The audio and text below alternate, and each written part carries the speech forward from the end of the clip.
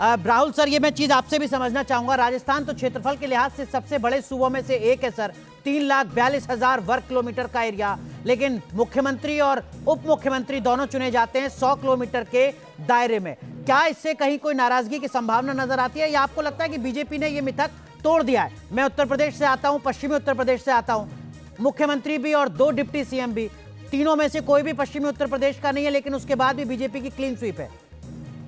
Rahul Dev sir. देखिए आप अनुराग, आपकी बात में दम है, लेकिन अभी मैं ये कहना चाहता हूं, आपकी बात का सवाल का उत्तर भी उसी में आ जाएगा कि अभी भारतीय जनता पार्टी जो एक नए नेतृत्व का, नई तरह की राजनीति की शुरुआत उसने की है, उसमें इन 3 विधानसभाओं में जो हुआ, जिस तरह से मुख्यमंत्री चुने गए, हमें एक बात समझ लेनी चाहिए कि ये राजनीतिक केंद्रीकरण की चरम सीमा है।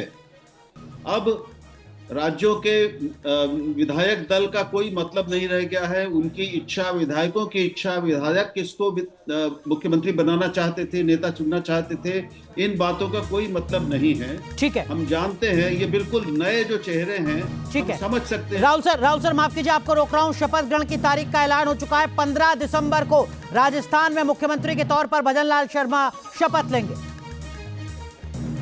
तो इस तरीके के अनुमान है, इस तरीके के अटकलें हैं कि 15 दिसंबर को राजस्थान में भजनलाल शर्मा मुख्यमंत्री पद की शपथ ले सकते हैं। इस वक्त की बड़ी अपडेट आपको बता रहे हैं। शाजिया, जो बात राहुल देव सर ने यहां पर खड़ी की है, उसका एक लाइन में सार ये कि भारतीय जनता पार्टी की जो सेंट्रल लीडरशिप है वो अपने रीजनल छत्रप को खत्म कर रही है।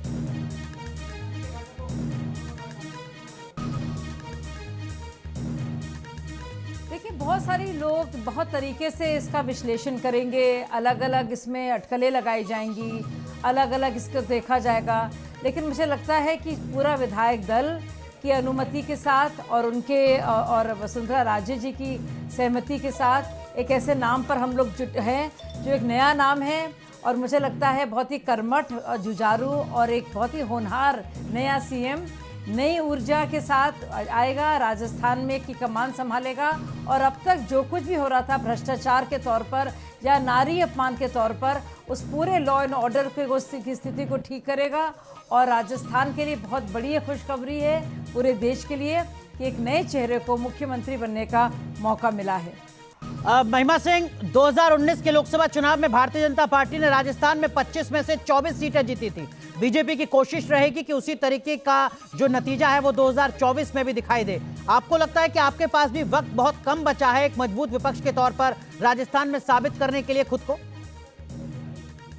देखिए, एक तो बात ये है कि कांग्रेस के 5 वर्ष के राज के अंदर, अभी थोड़ी देर पहले बात हो रही थी कि वहां सर फुटबल हो रहा था, या जिस तरह की भी जो हल्की बातें भाजपा करने के लिए प्रचलित है, वो हमने आपके चैनल पर भी अभी देखा, क्योंकि राजस्थान को चिरंजीवी जैसी योजना कांग्रेस सरकार ने दी, गिग वर्कर्स को सुरक्षा कांग्रेस सरकार ने दी, और ऐसे न जाने कितने ही कानून हमारे दौर में लाए गए पिछले 5 वर्षों के अंदर।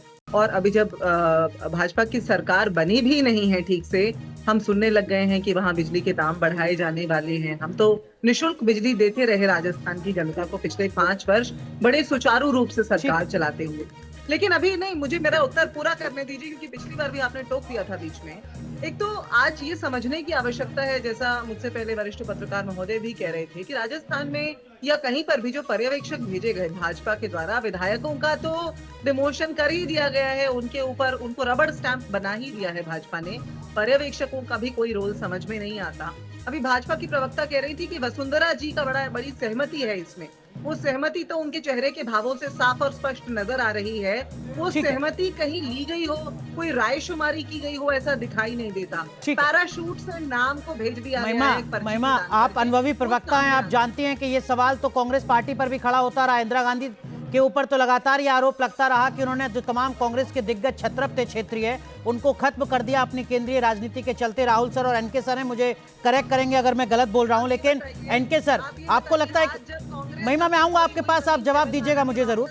एनके सर, भजनलाल शर्मा के पास वक्त बहुत कम है 2024 की लड़ाई की जो पिच है उसको तैयार करने के लिए? बहुत कम है। बिल्कुल सही आपका सवाल है कि अगर देखें तो सिर्फ एक ही चीज है, बेतहाशा डिलीवरी कीजिए, ताकि जैसे कि अभी कह रही थी, अगर वाकई कोई इलेक्ट्रिसिटी के चार्जेस बढ़ा देते हैं आप, तो ये नेगेटिव चीजें हैं, मेरे ख्याल से वो नहीं करेंगे, क्योंकि 4 महीना रह गया है और कहीं नहीं लगता है। हाँ, हम लोग को जब एनालाइज करना चाहिए बीजेपी को, मान लीजिए कि आज एक बैकवर्ड चीफ मिनिस्टर देते, तो हम लोग कहते हैं कि यह इंडिया के नए नारे से डर के भी मोदी ने किया है, लेकिन ऐसा कुछ भी नहीं किया मोदी जी ने। तो मुझे लगता है कि हम लोग को अपना चश्मा बदलना पड़ेगा, जो नॉन पॉलिटिकल वो है लॉजिक है, उससे अलग हटके मोदी जी के स्टेप्स को देखना पड़ेगा। वरना कोई कारण नहीं है कि एक ब्राह्मण चेहरा लाएं आप, एक नया चेहरा लाए जिसका गवर्नेंस में अनुभव न हो। लेकिन गवर्नेंस में अनुभव की जरूरत क्या है? बिल्कुल सही है कि तमाम चीफ मिनिस्टर्स नए रहे, खट्टर से लेके तमाम रहे, और उन्होंने डिलीवर किया, और डिलीवर नहीं भी किया तो जब तक ये वोट मिल रहे हैं तब तक सब कुछ जस्टिफाई है। बिल्कुल बिल्कुल।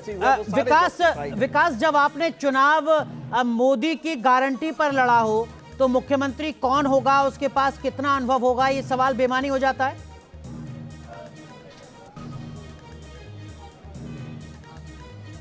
बिल्कुल सही कहा आपने, सवाल ही बेमानी हो जाता है। अभी भी जब नाम ऐलान हुआ तब मोदी की गारंटी की बात की गई, तो अगर मोदी की गारंटी जीत के लिए जिम्मेदार है, तो अब प्रधानमंत्री मोदी को ही यहाँ की शासन प्रशासन सरकार अच्छे ढंग से काम करे, उसको सुनिश्चित करना पड़ेगा। अब यहाँ जो मुख्यमंत्री बने हैं उनसे ज्यादा जिम्मेदारी प्रधानमंत्री नरेंद्र मोदी की हो जाएगी, और हो गई, क्योंकि सभी नेता एक स्वर में बोल रहे हैं कि मोदी जी के चेहरे पर जीते, मोदी की गारंटी हमको यहाँ तक लेके आई, मोदी जी की वजह से सब कुछ है। विकास, माफ कीजिए, आपको एक बार फिर रोक रहा हूं। राजवर्धन सिंह राठौर कुछ कह रहे हैं।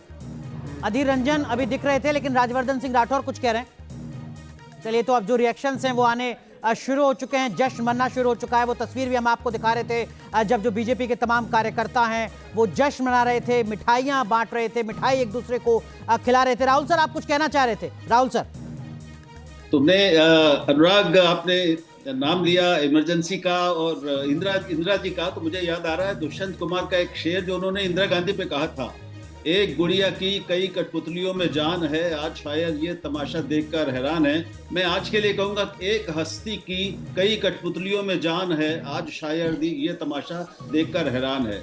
अब देश में भाजपा शासित राज्यों में नरेंद्र मोदी ही मुख्यमंत्री हैं, वही प्रधानमंत्री हैं, वही सब कुछ करने वाले हैं।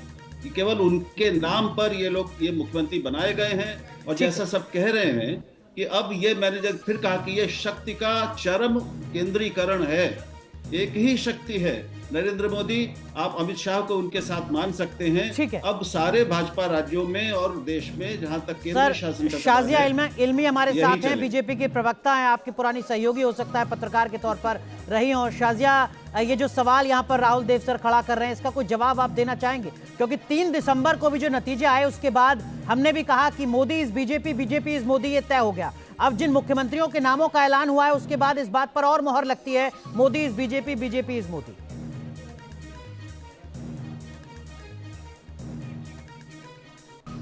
नहीं, राहुल देव जी हमारे बहुत सीनियर हैं और बहुत ही शानदार पत्रकार रहे हैं, हमारे उस्ताद की तरह से हैं। मैं उनकी बात से सहमत नहीं हूँ, क्योंकि मुझे लगता है कि ये केंद्रीकरण का ऑपोजिट हो रहा है, विपरीत हो रहा है।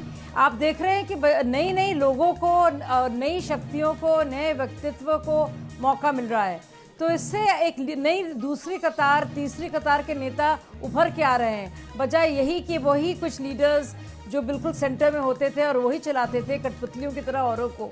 तो मुझे लग रहा है कि इससे एक ज़बरदस्त लीडरशिप तैयार हो रही है जी, नई कतार की। और मुझे ये भी लग रहा है इसमें कि जो बैरवा जी का वो था, India is Indira, Indira is India, इसमें आप कह सकते हैं क्योंकि मोदी जी के नाम पर विश्वसनीयता है, लेकिन Modi is BJP, BJP is Modi कोई कह नहीं रहा है। पर जो मोदी जी की सोच है, जो मोदीवाद है,